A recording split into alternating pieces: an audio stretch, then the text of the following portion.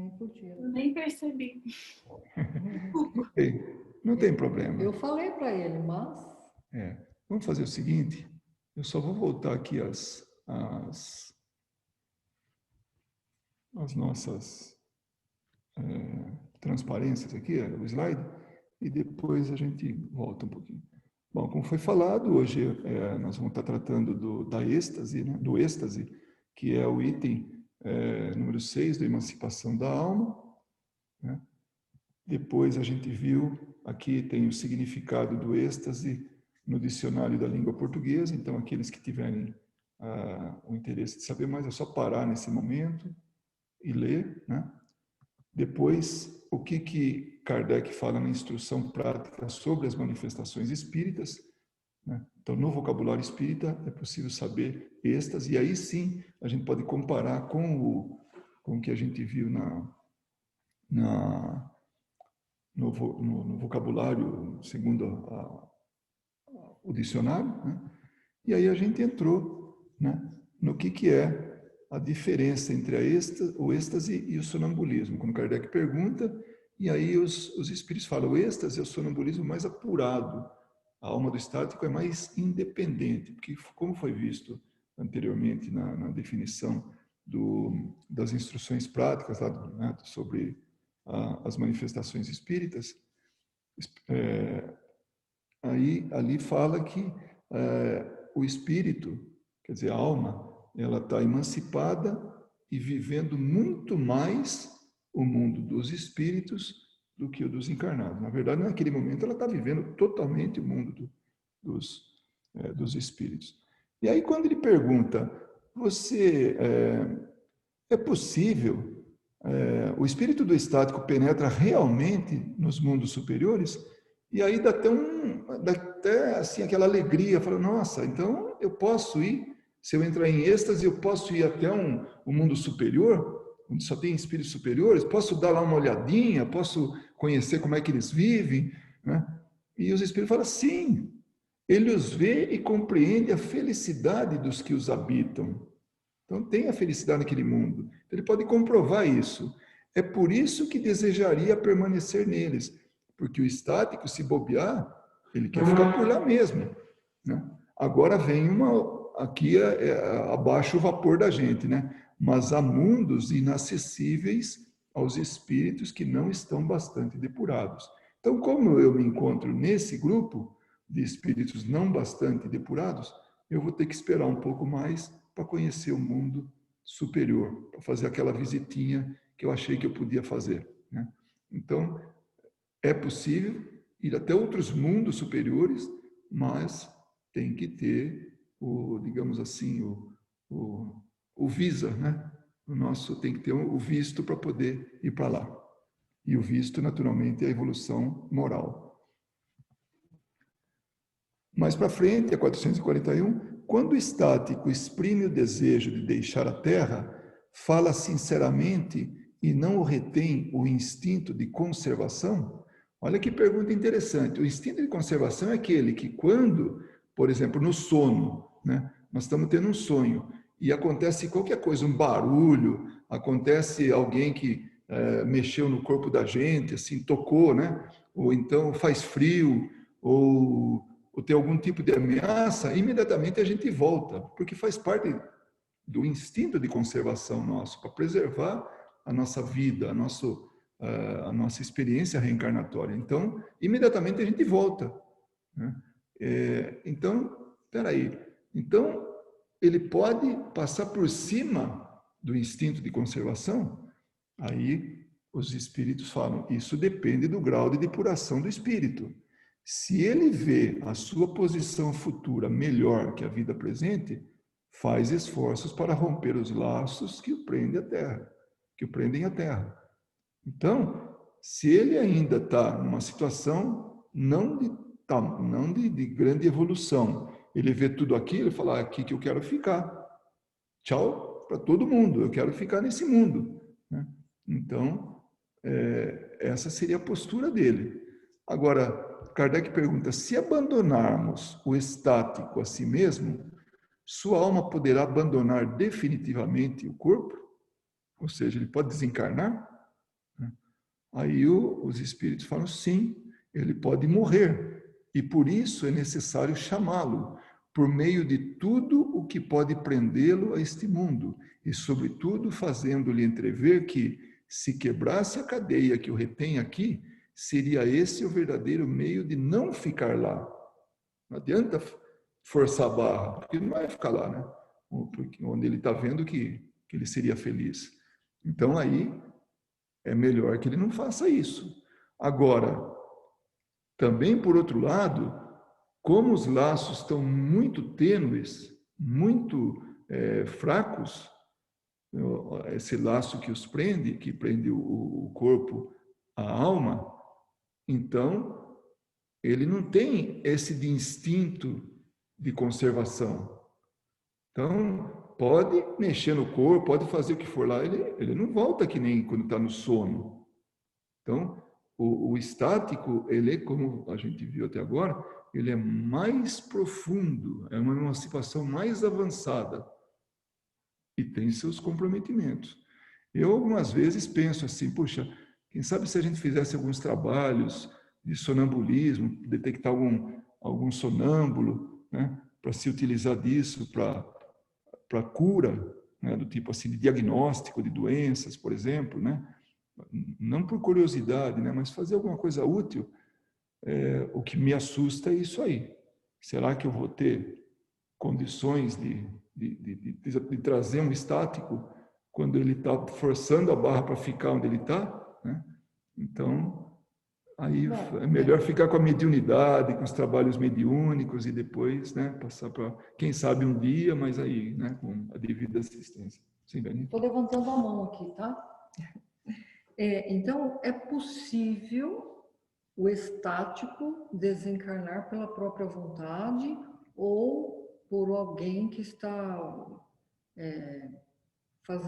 ajudando ele a fazer isso. Mas nós sabemos que isso não é normal, né? Porque ele pensa que ele pode querer estar em um lugar bom, mas se ele fizer isso, né, se ele romper os laços, ele pode deliberadamente ele pode ir para outros lugares, né? Então não é uma coisa que se deva fazer, né? Mas assim, o que nós precisamos saber é que é possível acontecer isso.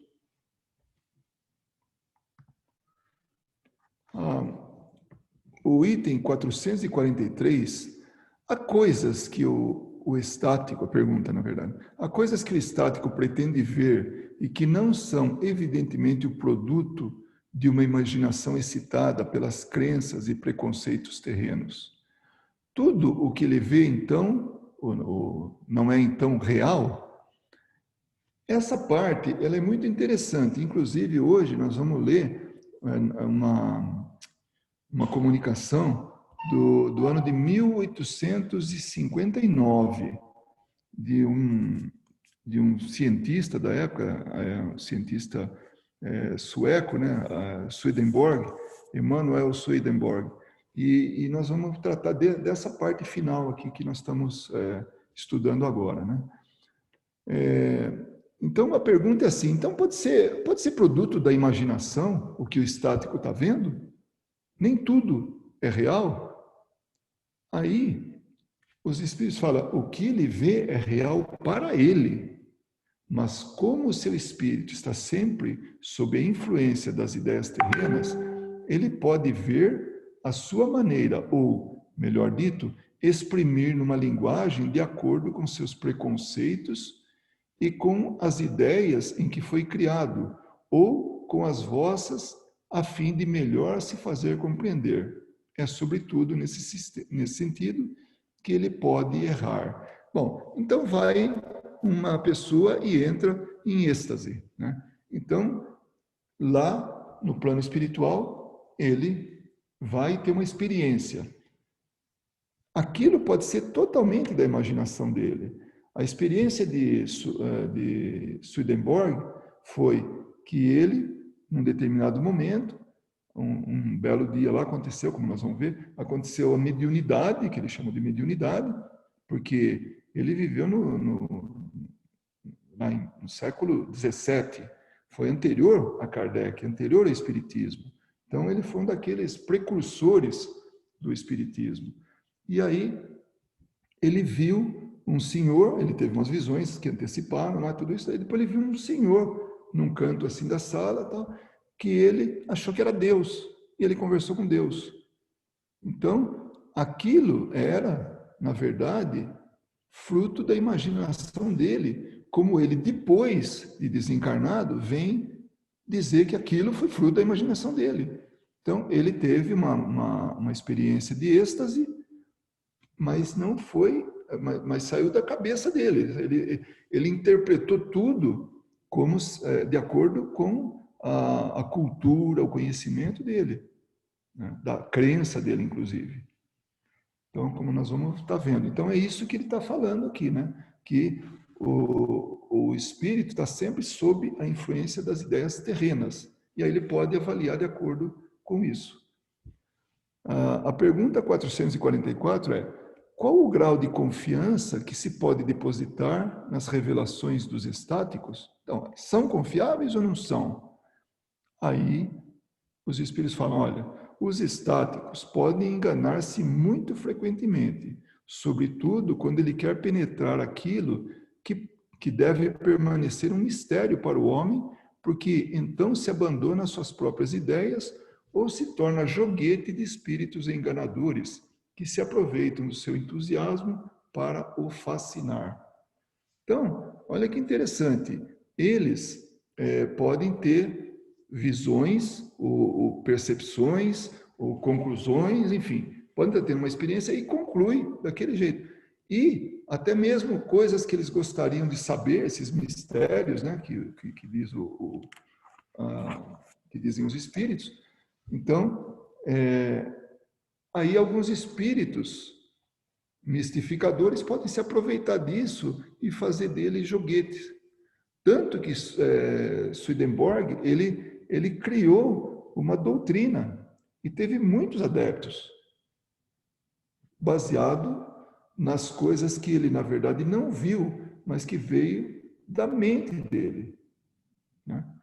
Então, por isso que os espíritos falam, eu estou usando esse exemplo, que é um exemplo que é muito apropriado pelo que nós estamos estudando, né? Então, então, os espíritos podem se enganar, sim. O estático, na verdade, encarnado, em estado de emancipação, né, da alma, ele pode se enganar, e com muita frequência. Aí vem Kardec e pergunta: que consequências se podem tirar dos fenômenos do sonambulismo e do êxtase? Não seria uma espécie de iniciação à vida futura? Então, aí ele já está um pouco mais adiantado na pergunta, né? O que dá para aproveitar disso? O que nós podemos utilizar? De que maneira nós podemos melhor utilizar desses fenômenos, né? Se estamos falando de mediunidade, a gente sabe que é comunicação com o mundo espiritual, né? Agora, e no caso do sonambulismo e do êxtase? Aí os espíritos dizem, ou, melhor dito, é a vida passada e a vida futura que o homem entrevê. Olha que interessante.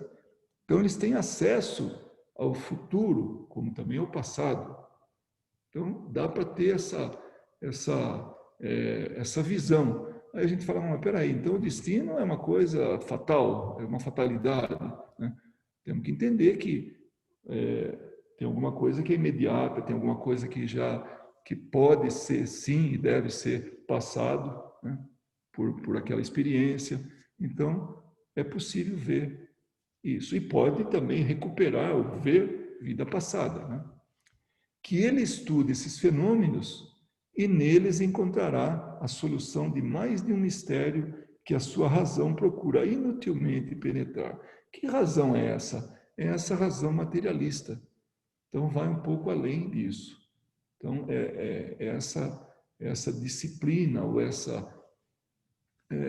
doutrina que hoje nem todo mundo acredita, né? A 446 pergunta, né, Kardec, os fenômenos do sonambulismo e do êxtase poderiam acomodar-se ao materialismo? Então, dá para... ficaria no materialismo? E os espíritos dizem, aquele que os estuda de boa fé e sem prevenções não pode ser materialista e nem ateu. Ou seja, não dá para estudar isso sendo materialista. Então, não dá para se acomodar nesse tipo de pensamento, de entendimento, né? Aí vem a carta, né? Não a carta, mas a comunicação. Não é carta, porque a gente hoje não tem carta, nós vamos ler isso aqui, né? A comunicação de Emanuel Swedenborg. Ele nasceu em Estocolmo em 1688 e desencarnou em Londres em 1772. Viveu 84 anos. O pai dele era um bispo e ele era conhecidíssimo assim pela cultura e também pelo comportamento. Swedenborg, o Emmanuel, conseguiu ultrapassar ele em conhecimento, em prestígio, em comportamento, em tudo, para vocês terem uma ideia. Então, ele foi muito respeitado e até hoje respeitado. Ele se destacou em todas as ciências, né? Mas também na teologia, mecânica, ou principalmente, né? na teologia, na mecânica, na física e na metalurgia. Então, a sua prudência, sabedoria, modéstia e simplicidade valeram a ele uma altíssima reputação. Então, permanece até os dias de hoje isso. Bom, agora vem, na Revista Espírita, foi tirado alguns excertos aí para a gente entender um pouquinho Swedenborg e depois saber um pouco mais da comunicação dele. Então, a doutrina dele, que era essa que ele desenvolveu, deixava muito a desejar. Ele próprio hoje, como espírito, está longe de aprová-la em todos os pontos. Ou seja, tudo isso estava baseado no quê? Naquelas visões que ele teve, que na verdade vinha dele próprio. Eram coisas que vinham da cabeça dele. Então, em cima daquilo, ele escreveu muitos livros. Ele foi muito produtivo com relação aos livros. Ele era lido por eruditos, por muita gente. Claro, o vulgo, né, as pessoas assim simples, não tinham acesso a ele, porque ele imprimia um grande conhecimento naquilo que ele escrevia. E muitos livros tinham a ver com essas experiências que ele teve. Aí teve uma pessoa, essa senhora P, mandou uma notícia, uma carta para a Sociedade Parisiense de Estudos Espíritas. Né?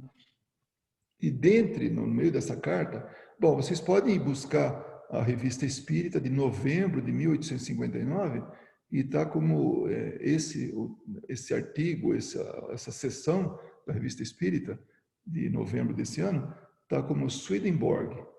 Tá? Então, ali tem mais detalhes, dá para... então, convido aqueles que queiram saber um pouco mais a respeito e explorar mais essa revista, né? Principalmente esse tópico. Ele cometeu um equívoco perfeitamente perdoável, tendo em vista sua inexperiência nas coisas do mundo oculto, o de aceitar muito cegamente tudo quanto lhe era ditado, sem o submeter ao controle severo da razão.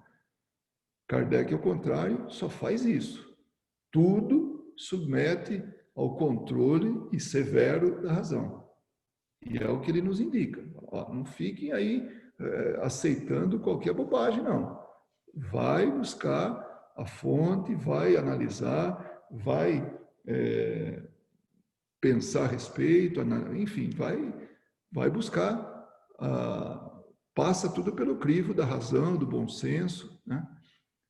Se tivesse pesado maduramente os prós e os contras, teria reconhecido princípios inconciliáveis com a lógica, por menos rigorosa que ela fosse.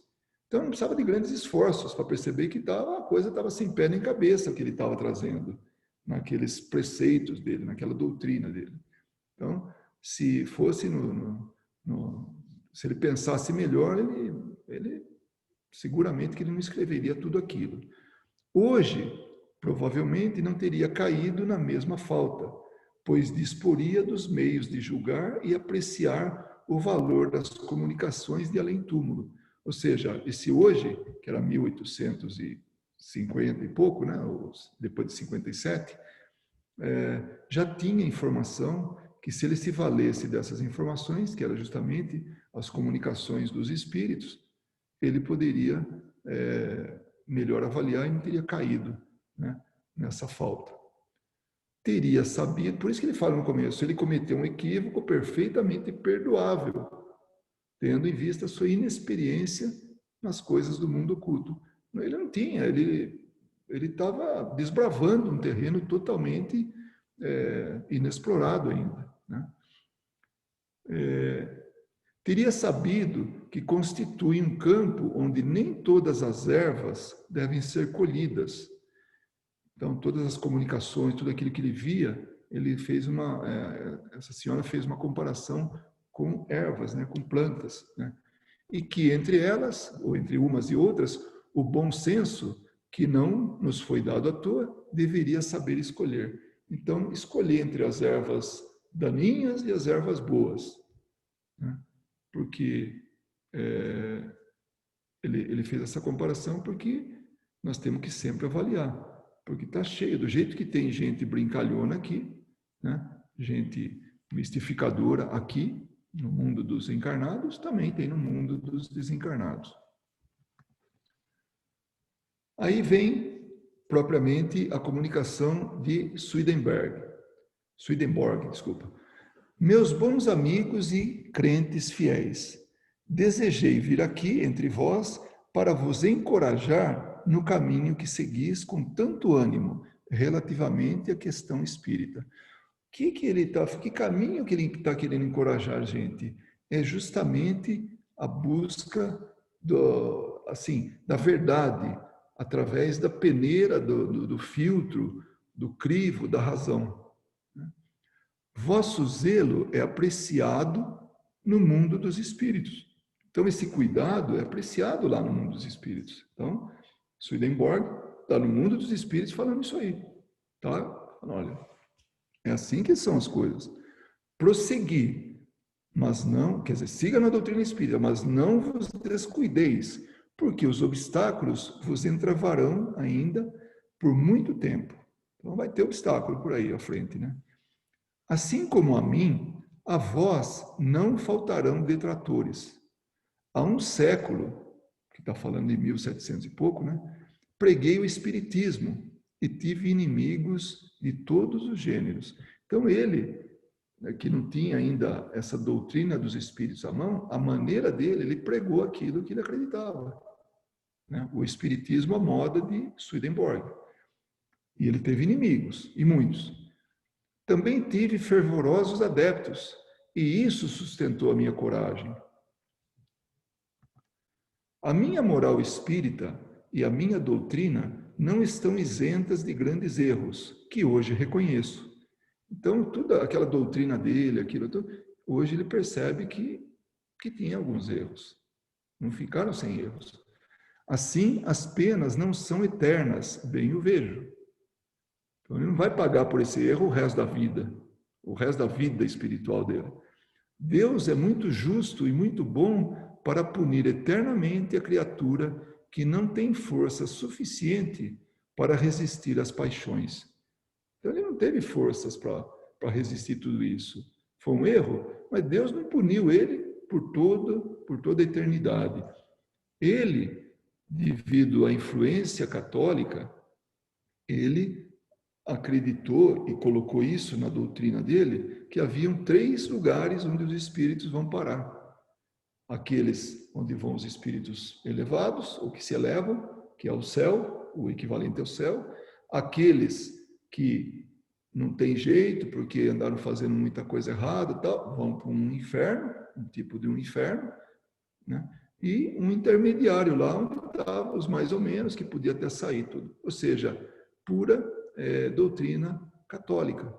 Então, ele tinha essa cultura e ele acabou passando também Quer dizer, como veio da cabeça dele, como a gente falou, então não podia ser diferente. Nessas viagens que ele fazia, né, de êxtase, ele via as coisas à maneira dele, com a lupa, ou com o binóculo, com as lentes dele, né?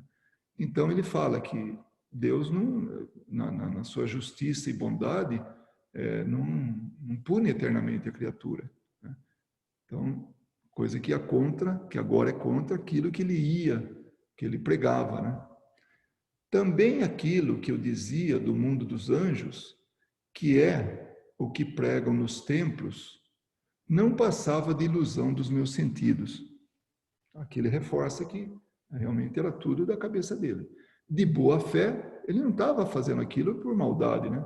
De boa fé, eu julgava ver e o disse, mas me enganei. Vós, sim, estáis no melhor caminho, porque estáis mais esclarecidos do que estávamos em meu tempo. Então, hoje, ou naquele momento, em 1858, 59, no momento dessa comunicação, ele falou: agora, nesse tempo, vocês estão muito mais à frente, vocês estão melhor, no melhor caminho, porque vocês estão mais esclarecidos do que eu fui, ou do que esclareci, o que, assim, influenciei as pessoas, né? Continuai, mas sede prudentes, para que os vossos inimigos não tenham armas muito fortes contra vós. Vedes o terreno que ganhais diariamente. Coragem, pois. Ou seja, estão avançando. Estamos, nós espíritas, avançando. O futuro vos está garantido. O que vos dá forças é que falais em nome da razão. Tendes perguntas a dirigir-me? Eu vos responderei. Então, de novo, ele fala, falem, ou assim, agarrem-se à razão, porque ela vai dar força a vocês. Então, falem em nome da razão.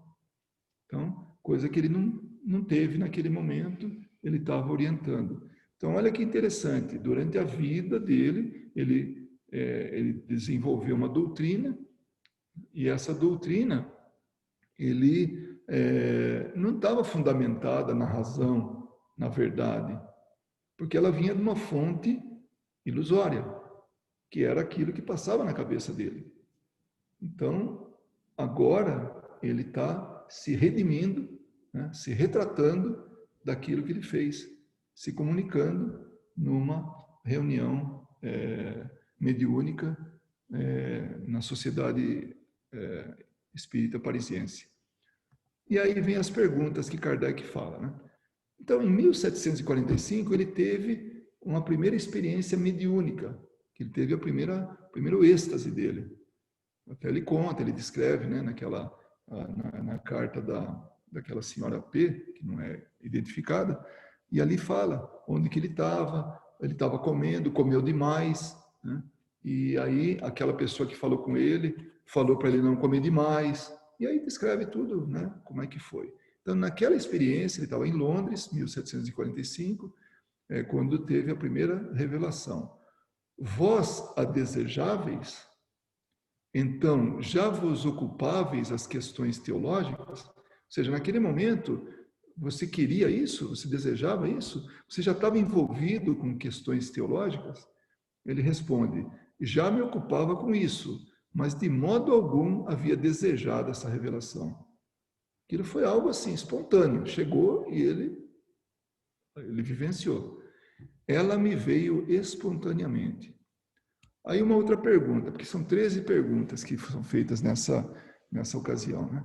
Qual foi o Espírito que vos apareceu e disse ser o próprio Deus? Era realmente Deus? Não. Acreditei no que me dizia, porque nele via um ser sobre-humano, e por isso fiquei lisonjeado. Então, aí tem uma pitadinha assim sabe, de vaidade. Então, aí, de novo, embute uma orientação, né, para que o médium não pode ficar todo vaidoso, não. Menos, tá? Menos. Mas ele tinha uma crença religiosa, né, que mostrava isso para ele. Sim, isso conduziu a ele. Agora, tinha lá um espírito que dizia que era Deus, imagina, opa, eu falar com Deus, que oportunidade, nossa, Fruto da imaginação. que coisa que... Então, aquele espírito, seguramente, que se mostrou a ele queria ser convincente, né? Por que tomou ele o nome de Deus? Por que esse espírito se chama de Deus? Para ser melhor obedecido, ou seja, para que Swedenborg fosse realmente a favor de tudo aquilo, para que ele pudesse fazer o que o Espírito queria, né? Na verdade. Pode Deus manifestar-se diretamente aos homens? Então agora ele já está falando para o Espírito, que pode ter já algum conhecimento, depois de tanto tempo de estar ali no plano espiritual. Vamos ver o que ele aprendeu. Então Kardec já começa a explorar o conhecimento dele. Aí ele responde, certamente poderia, mas não o faz mais. Opa, como que é isso, né? Não faz mais? Porque já fez? Aí Kardec pergunta, houve então um tempo em que ele se manifestou? Aí ele fala, ele responde que sim, nas primeiras idades da Terra. E eu já fico meio assim, pensando, opa, como é que Deus se manifestaria, falaria e tal? E aí vamos pensar nas tábuas, né, dos 10 mandamentos, de tudo aquilo que se crê que Deus falou com Moisés, enfim, aí já é outra... Mas vamos lá, o que Swedenborg falava, né? Aí, na sexta questão, né, que ele faz, Kardec pergunta, aquele espírito vos fez escrever coisas que hoje reconheceis como errôneas. Fê-lo, você fez com boa ou má intenção? Como é que você fez aquilo? Aí ele fala, não o fez com má intenção. Ele próprio estava enganado. Então o Swedenborg, junto com aquele espírito, tudo, foi resultado de um engano, né? Pois não era bastante esclarecido. Hoje eu vejo que as ilusões do meu próprio espírito e da minha inteligência o influenciavam, malgrado o seu.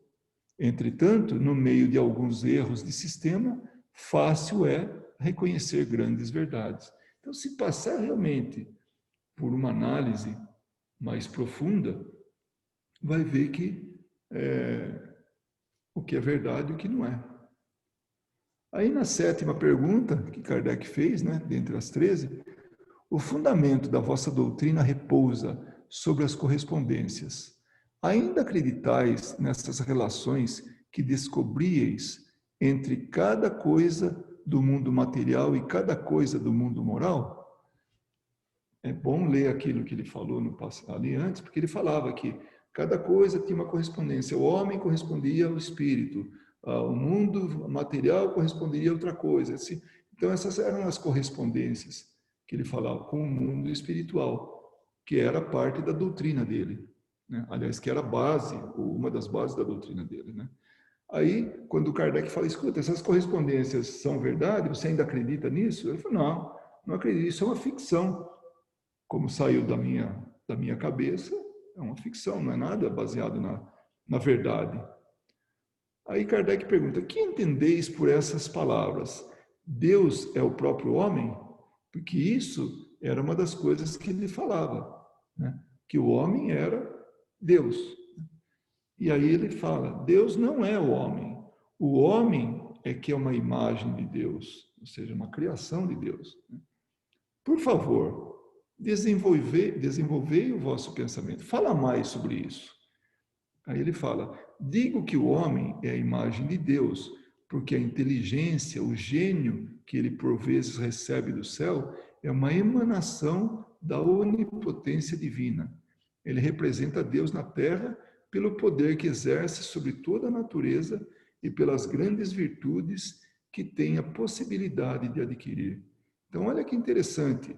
É como se, ao mesmo tempo, por que ele está representando Deus na Terra, o homem, nós, os homens, a humanidade? Porque nós temos a obrigação de cuidar de tudo isso. Nós temos a obrigação de fazer disso uma coisa boa e não uma coisa ruim. Então, esse zelo, né, esse uso da inteligência, o bom uso da inteligência, é parte da emanação divina. Então, esse é o conceito que ele passa para Kardec, né? Esse é o entendimento que a gente tem sobre esse parágrafo, né?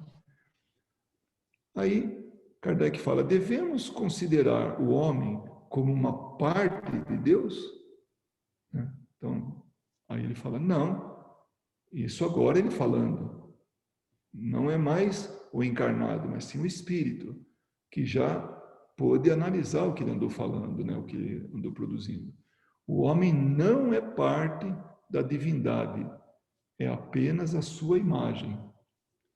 Aí mais uma questão. Poderíeis dizer-nos de que maneira eram recebidas por vós as comunicações dos espíritos? Escrevíeis aquilo que vos era revelado à maneira dos médiuns ou por inspiração? Então ele queria saber como é que era o mecanismo, como é que ele fazia quando tinha essas comunicações mediúnicas, né? Aí ele fala, quando eu estava em silêncio e em recolhimento, meu espírito como que ficava deslumbrado, em êxtase, e eu via claramente uma imagem à minha frente, que me falava e ditava o que eu deveria escrever. Por vezes, minha imaginação se misturava a isso. Então ele via uma tela, ele via alguma coisa que aparecia na frente dele, né, naquele estado de êxtase, né? E aí juntava com o que ele pensava e tudo, e aí virava esse resultado da imaginação dele. Que devemos pensar do fato narrado pelo cavaleiro de Beilon relativamente à revelação que fizestes à rainha Luísa Úrica? Esse também está nessa carta. Essa rainha deu um título de nobreza para ele, porque ela acreditava nele, ele era consultado o tempo todo por ela, baseado nisso, né? Nessas revelações que ele obtinha, né? E aí ele fala que aquela revelação especificamente, né, essa que ele está falando, né, essa revelação é verdadeira.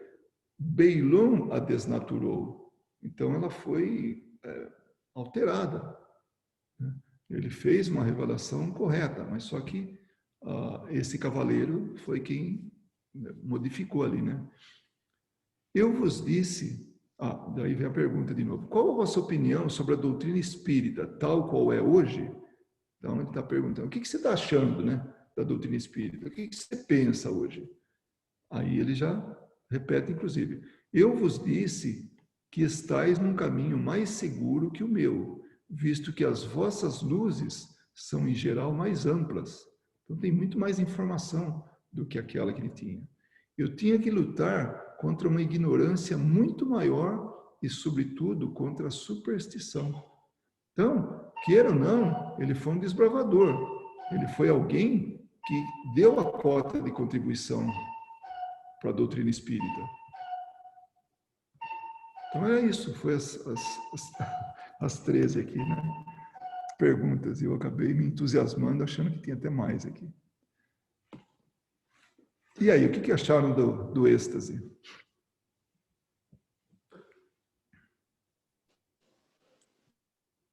Interessante, muito interessante.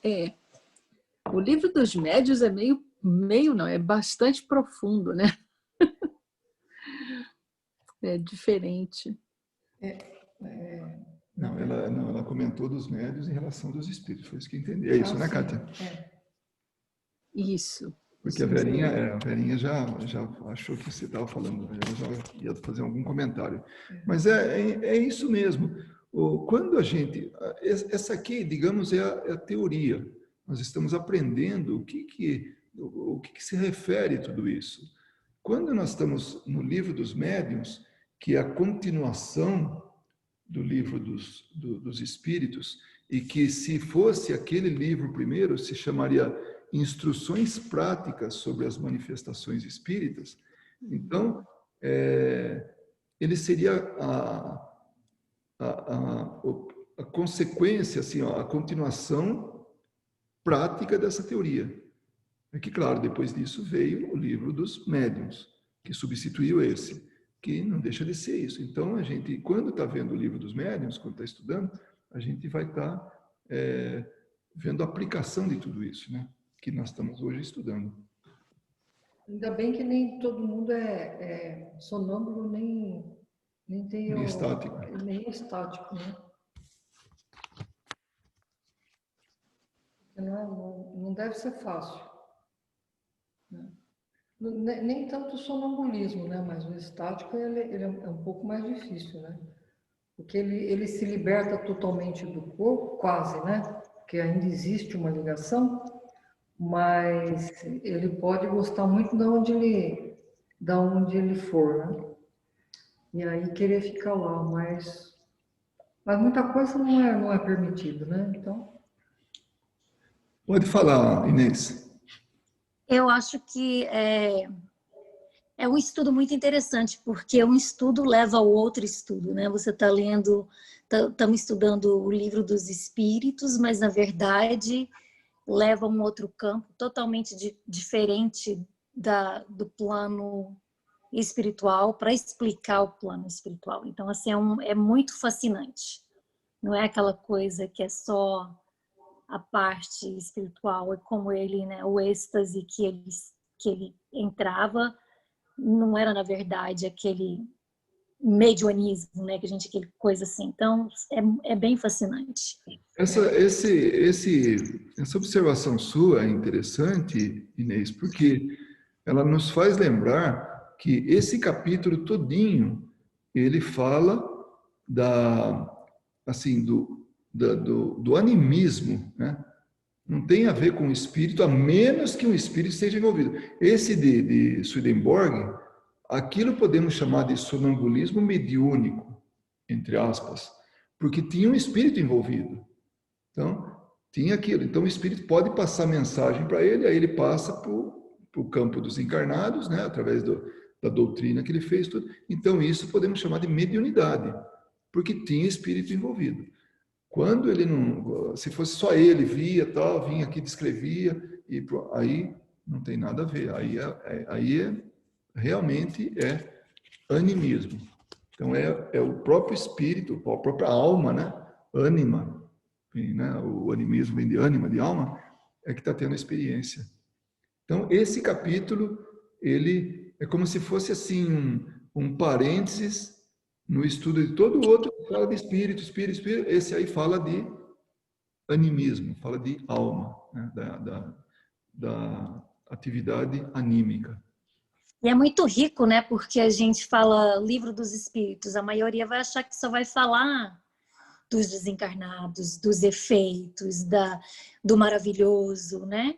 Mas não, na verdade tem uma ciência toda por trás, e atrás desse estudo você estuda outros tópicos que você traz para o estudo do livro. Então, você não fica só ali no livro.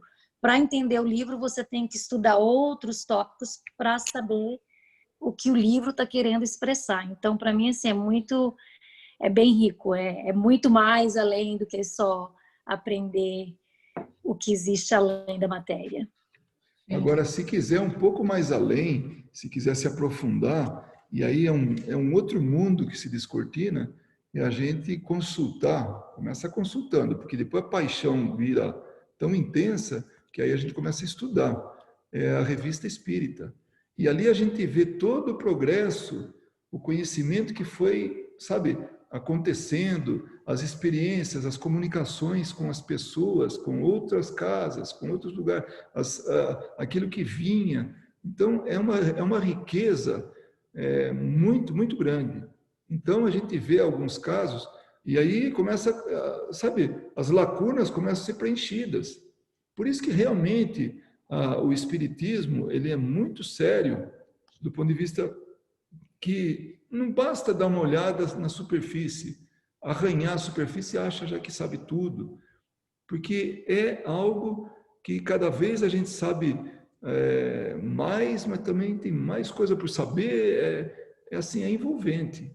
É envolvente. É uma matéria que a gente não aprende na universidade, né?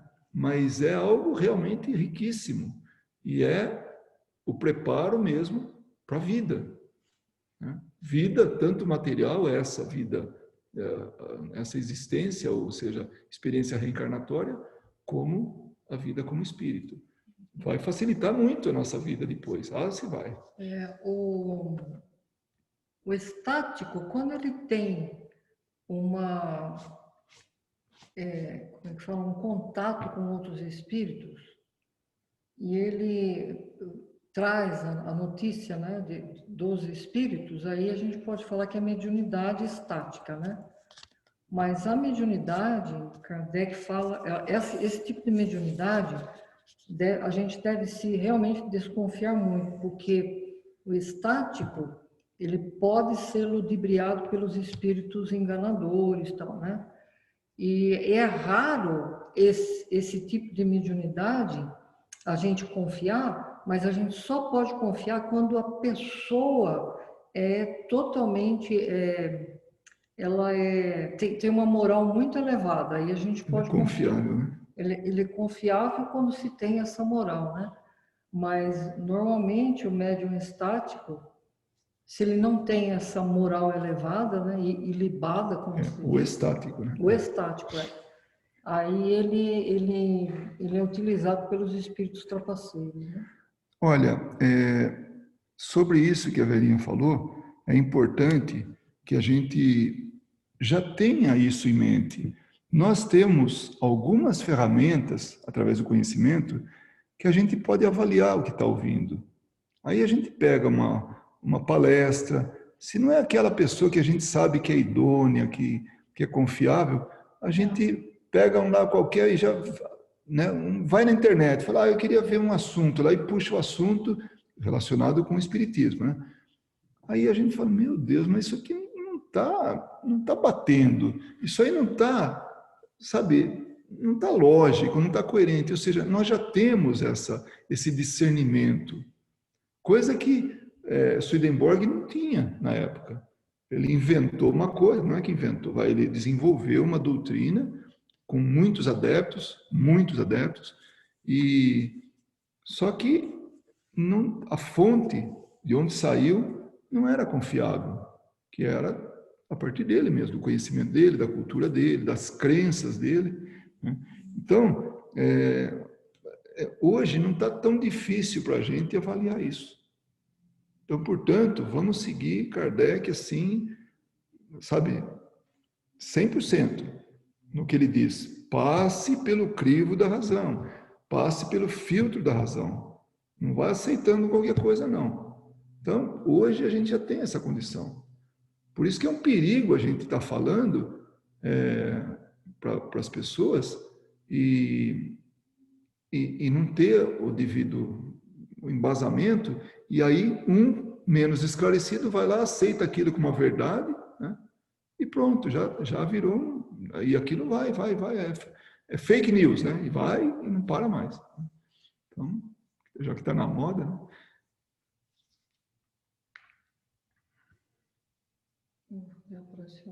Qual é o próximo tema, Luiz? Na próxima semana. Aguenta aí que eu vou passar bem agora. Vai ser ótimo. Um trailerzinho. Isso. Aqui o cliente tem sempre razão. Esse aqui é o capítulo 8º, Emancipação da Alma. Nós vamos ver dupla vista. Você gostou de estudar? E vai ser no dia 26 de outubro. Ué, mas peraí, nós vamos lá, vai ser férias? O que vai ser? Né? É por causa disso aqui. Tá? Então, quem quiser ver, esse é um tema, dupla vista, muito, muito interessante. Vocês vão ver que coisa muito legal. E depois disso, nós vamos ver o resumo do que a gente vai ver em sono, sonambulismo, êxtase, dupla vista, tal. Vai ser Aí Kardec vai estar reforçando tudo aí que foi falado. Que não sei se vai dar para numa única sessão, mas também vai ser muito interessante. Então, você já tem aí, Kátia, as 3 próximas semanas, com exceção da que vem. Porque essa vai ser também imperdível. Tá? Nossa, eu não vejo a hora de ouvir o Wagner e o Décio novamente. Nós vamos ter realmente segunda que vem já? Uma celebração dos nossos 3 anos em alto nível, porque ouvir sobre André Luiz, a obra de André Luiz, que é outra coisa também que é fantástica. Por sinal, nós estamos estudando André Luiz no nosso lar, começamos sábado agora. Quem puder pegar, está gravado, tá? Mas depois disso pode também dar continuidade. Vale a pena. O nosso lar hoje, quem lê de novo, porque quem leu talvez não tivesse tanto conhecimento, o que normalmente é o que acontece. O nosso lar é um dos primeiros livros que a gente acaba lendo. Tudo parece maravilhoso, meio ficção, meio hollywoodiano, né? Um negócio assim meio... Mas hoje a gente vê com tanta coerência as coisas e consegue captar nos detalhes coisas que a gente não viu quando viu da primeira vez. Pode ter certeza disso. Então, tá aí o convite para se juntar a nós no estudo dos sábados, né? E que todos recebem o convite, né? E também ouvir de Décio e Andoli, do ponto de vista médico, do ponto de vista científico, André Luiz. E também, de uma forma muito amorosa e totalmente informal, quem conhece Wagner Paixão vai se apaixonar por ele, talvez esse seja o sobrenome adequado para ele. É um sujeito realmente fantástico. Ele tem um conhecimento da doutrina espírita e ele também conviveu com Chico Xavier, né? Então, ele realmente e ele vai falar da missão do espiritismo no mundo. Então, é um tema interessante, que toca a gente, queira ou não, toca a gente, porque é o que nós estamos fazendo. Nós estamos estudando fora de casa, né? Então, nós estamos no mundo, já não estamos mais restritos a nossa, o nosso quintalzinho, né? Então, olha como a gente veio parar longe.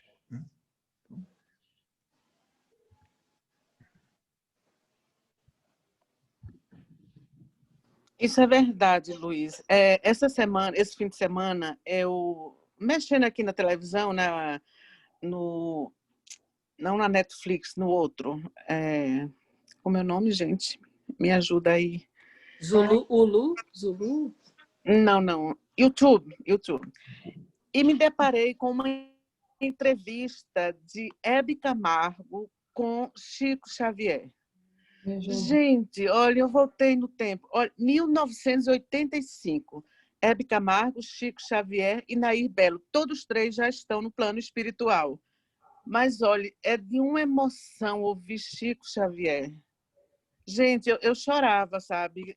As perguntas que ela fazia, a maneira que ele respondia.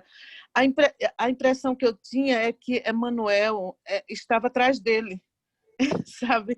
Porque hoje eu já tenho um certo conhecimento, né? Pouquíssimo, mas não sou zerada de conhecimento no espiritismo. Então, ouvindo ele falar, é tão gratificante, é tão lindo, é tão abençoado. 1985. Procure no YouTube, gente. Que entrevista maravilhosa. Tem nada a ver, mas eu queria falar isso. Sim, porque a gente falava de médiuns confiáveis, de pessoas confiáveis. Quando se fala de Chico Xavier, além de tudo que ele demonstrou ser tudo, quando traz ele para a doutrina espírita, propriamente dito, ele é a personificação do livro dos médiuns. Então, tudo que está ali na prática e tudo, e claro, baseado no livro dos espíritos, no evangelho, porque ele não falava nada que estava em desacordo com a doutrina espírita, com Kardec. Então, ele realmente pode falar o que for, tudo, mas ele estava ali, sabe, seguindo totalmente É exatamente essa emoção que eu sentia, escutando vocês aí falando sobre os espíritos, entendeu? Sobre o livro dos espíritos. Então, é exatamente o que ele fala. Não é? Então, é uma coisa linda, a coisa não muda, a coisa é verdadeira. É verdadeira. Tem uma pessoa, um espírita, né, conhecido, ele faz programa de rádio, ele faz palestra, chama-se Milton Felipelli, é um senhorzinho, assim, ele fala bem, alguns talvez conheçam, né? E ele estava falando exatamente disso, sabe, de seguir Kardec. E muitas pessoas chegam assim e falam, pô, mas você endeusa Kardec, né? Fala assim. Eu falo, não, eu não endeuso, eu só sigo. Para mim, é a minha base, é o que eu tenho que fazer, é o que eu tenho que estudar. Não tem jeito. Então, ele estuda um monte de coisa. Por exemplo, sobre êxtase, né? Ele tem mais de 30 livros que tratam desse assunto, só sobre êxtase.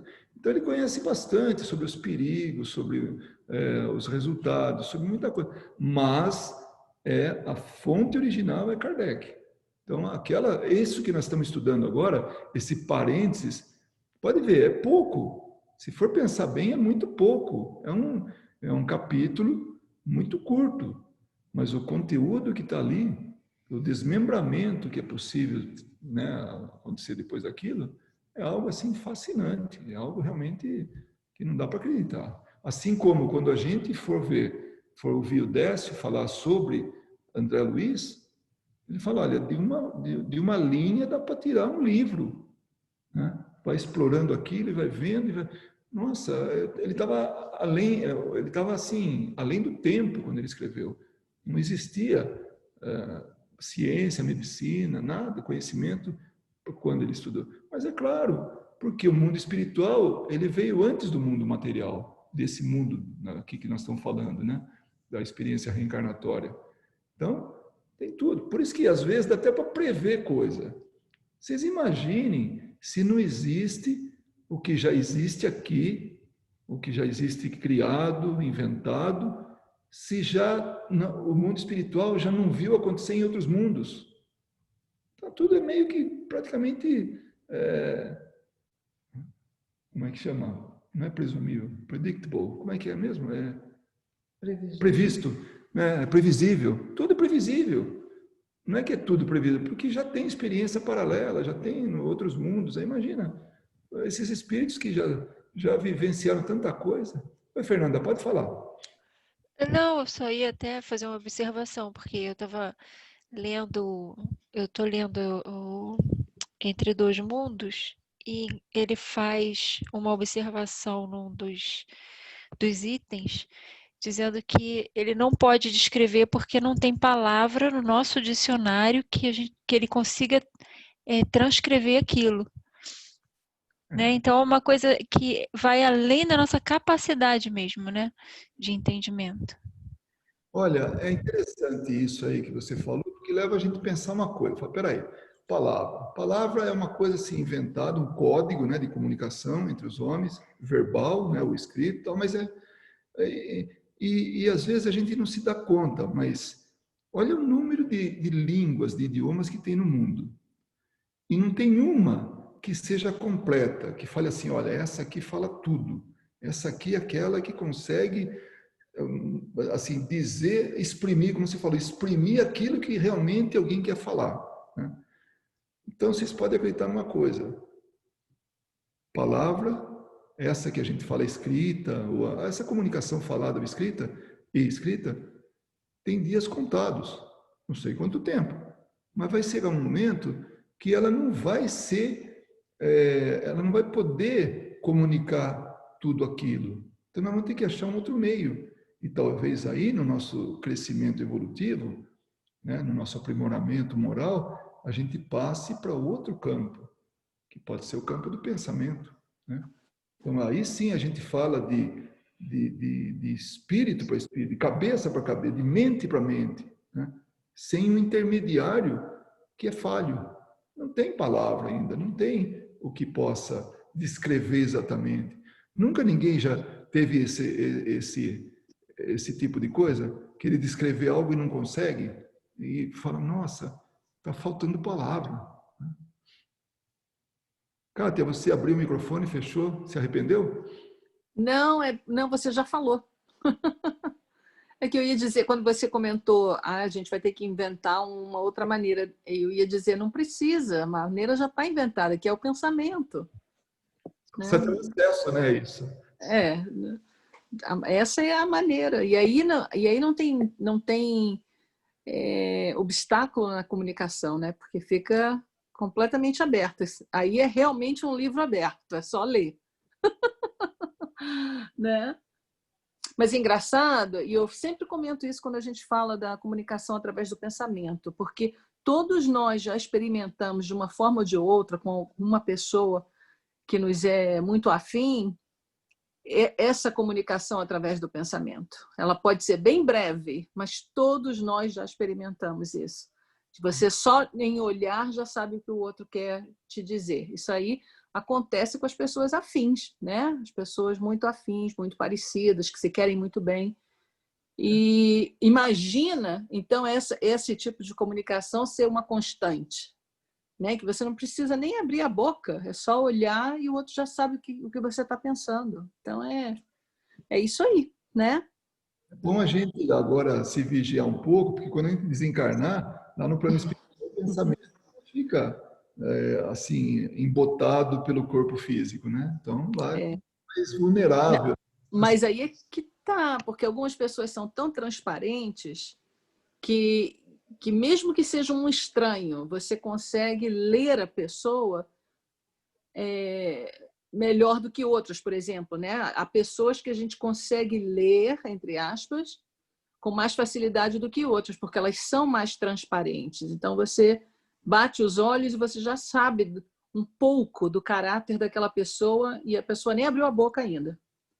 Né? Mas da forma como ela age, a forma... É difícil de explicar porque a gente não tem palavras para explicar isso. Tem que se sentir isso, né? Tá aí. Bom, é só isso. Obrigada. Prece, a minha esposa pediu para fazer a prece, eu queria saber se alguém tem alguma coisa contra, que o cálice... Peraí, vamos ver a briga. Peraí, calma que tem briga. E antes da gente... Uma vez, sem problema. A briga hoje está feroz, Vera, está difícil. Eu gostaria só de finalizar, antes da prece, de lembrar isso aí. Divulguem a nossa palestra, porque ainda que tenha alguém aqui que não vai poder assistir, mas divulgue, porque é um momento ímpar. Poxa, nós temos 3 anos de casas espíritas em Las Vegas. A minha mulher estava falando assim, né? A gente estava comentando outro dia, recentemente. Ela falou assim: puxa vida, em tal lugar, lá no Brasil, seria muito bom se tivesse lá uma casa espírita e tal. Mas aí ela falou assim: nossa, mas tem muito evangélico lá, vai ficar difícil, né? Porque realmente. Tal. Eu falei: Verinha, depois de 2 casas espíritas aqui em Las Vegas, pode acreditar que dá para pôr casa espírita onde quer que seja. Porque aqui não tem cara de casa espírita inserida né, na cultura aqui, né? Casa espírita vizinha de cassinos. Realmente é um contraste, né? Então, olha, divulguemos, porque é um marco. 3 anos de perseverança, de aprendizado, de convivência boa, de conhecimento de outras pessoas, de outros lugares. Olha, realmente digno de celebração, tá? Então, vamos divulgar. Vai ser pela rede Amigo Espírita TV, ou seja, vai. Então, a gente está se movimentando para isso, né, Inês, né, Carol? Para que a gente possa ter tudo isso aí. Por isso é bom cedo, hein, pessoal? Não. Marca lugar. Não, é na rede Amigo Espírita pelo YouTube, então tá. vai ser. Verinha, depois da briga feroz, parece que você ganhou. É contigo mesmo. Eu não vou desligar meu microfone porque ela vai falar, então.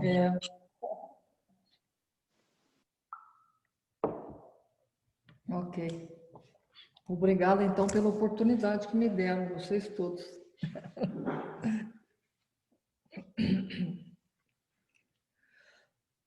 Não é necessário pedir a todos nós que nós fechemos os nossos olhos para que, como já sabemos, podermos nos concentrar um pouco mais nos nossos próprios pensamentos, que nesse momento se eleva, porque sentimos a presença de amigos espirituais entre nós. E junto com eles, hoje, vamos dando as mãos e segurando firmes nas mãos desses amigos, para que os nossos pensamentos possam chegar até o Mestre querido. E agradecendo a Jesus por esta oportunidade que Ele está nos dando de nos reunirmos e ter conosco a presença de tão bons amigos espirituais que nos cercam nesta noite, trazendo-nos o necessário para que nós possamos resgatar a nossa saúde física, o nosso emocional, resgatar a nossa esperança de dias melhores, de um mundo bonito, de regeneração, onde sabemos estar tão próximos. E a esperança, Senhor Jesus, que adentra o nosso coração neste momento, é uma esperança que sabemos vamos passar ilesos pelos combates até chegarmos à regeneração. Porque nós conhecemos, Senhor, que será o bom combate. Na noite de hoje, nós queremos também agradecer ao nosso querido Mestre Jesus pela oportunidade que Ele nos deu de conhecer a sua mãe, Maria. Simplesmente Maria, ela é conhecida, mas quanto amor emana deste nome, que sabemos ser compassivo, o amor de mãe não somente por Jesus, o seu Filho amado, mas por todos nós, ainda decaídos na ignorância. Amor sublime que nos faz entrar em êxtase por senti-lo ao nosso lado, mas um estado de êxtase colorido, vibrante, perfumado, em que nós nos sentimos tão bem. E temos que agradecer muito a essa mãe que nos deu o exemplo, porque o seu Filho amado a ensinou que existem muitos reinos, existem vida além desta vida. E ela, já tendo esse conhecimento dentro dela, aceitou que seu Filho amado fosse sacrificado para que esse ensinamento não fosse perdido. Imaginemos a dor da nossa querida Mãe Maria. Aí está algo que não podemos imaginar. Mas ela brilhou mais e mais durante a sua vida, porque viveu aquilo que o seu Filho lhe ensinou. E ela nos dá o exemplo para segui-la, para que sintamos paz nos momentos mais difíceis,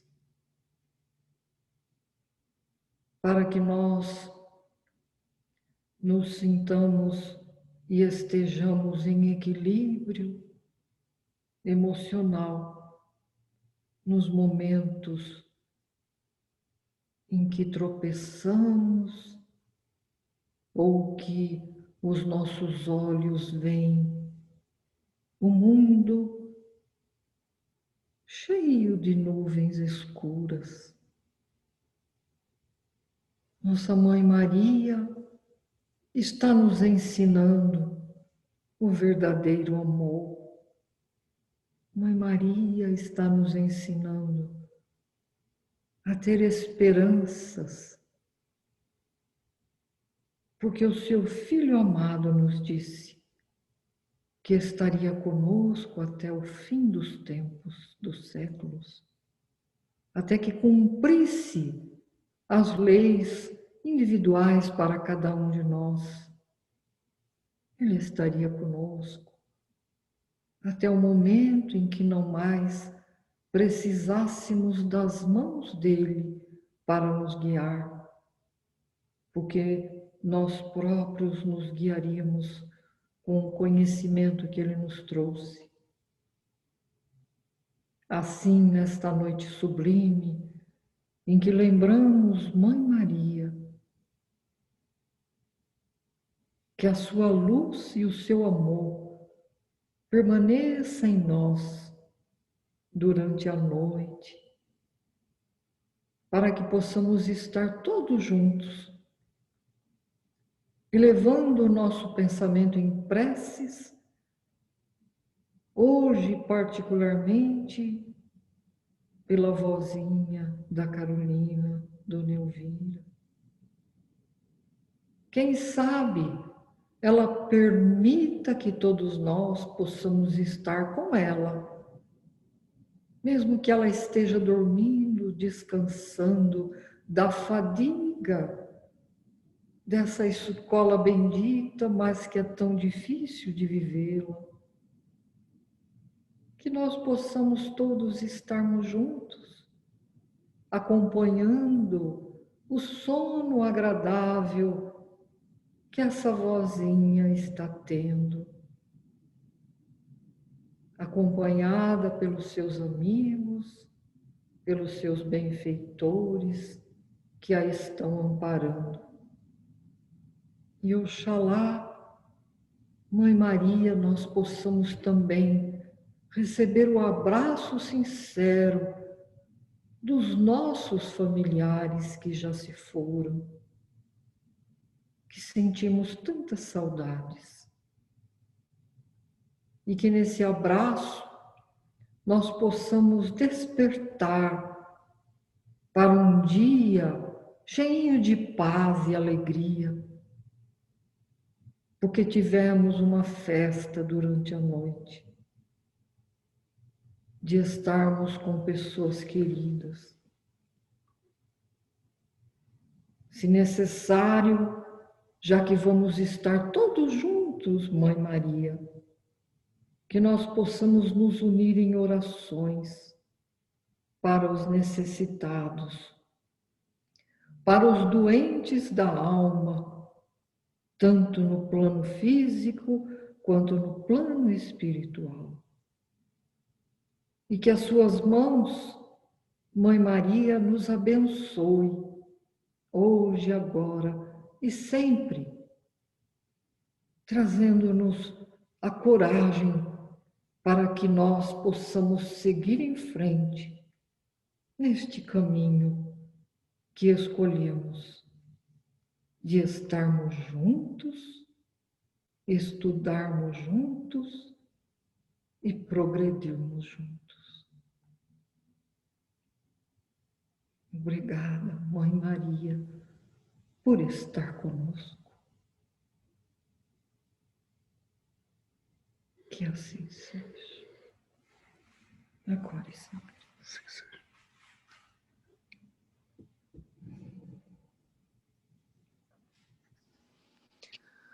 Boa noite a Que todos. lindo.